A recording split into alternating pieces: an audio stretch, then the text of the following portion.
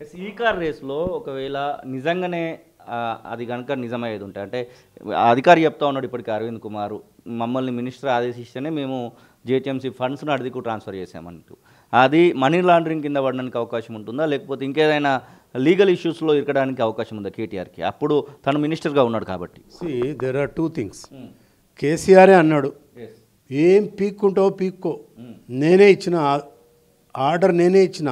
it means publicly he confess to have committed the offence ఆ crime నేను చేసినాను ఒప్పుకున్నాడు కదా ఇంకా వాడికి ఏం ఛాన్స్ ఉంది వేరే ఎక్స్క్యూజెస్ లేదు ప్లస్ ఐఏఎస్ ఆఫీసర్ని కూడా అరెస్ట్ చేస్తారు ఎందుకంటే గుడ్డిగా ఐఏఎస్ చదివింది ఎందుకు it is all India services ఎంతో కష్టపడి చదువుకొని పాస్ అయ్యి ఒక ఉన్నతమైనటువంటి స్థానంలో ఉండి మంత్రి వాడు చదువురాని వెద ఉంటాడు 10th ఫెయిల్ ఉంటాడు ఆడేది చెప్తే అది నేను సంతకం పెడతా అంటే యూ కెనాట్ ఎస్కేప్ ఆయనకు కూడా ఖచ్చితంగా అంతే లయబిలిటీ ఉంటుంది కేటీఆర్ ఎన్ని రోజులు జైల్లో ఉంటే అరవింద్ కుమార్ కూడా అన్ని రోజులు జైల్లో ఉంటాడు అది కొల్యూజివ్ యాక్ట్ అది ఇద్దరు కలిపి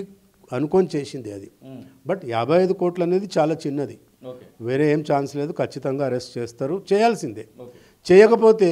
రేవంత్ రెడ్డి గారి ప్రజాదరణ కోల్పోతాడండి నేను చెప్తున్నా ఈరోజు చేయాల్సిందే మళ్ళీ చెప్తున్నా ఇది ఒకటే కేసు కాదు అన్ని కేసుల్లో అరెస్ట్ చేయాలి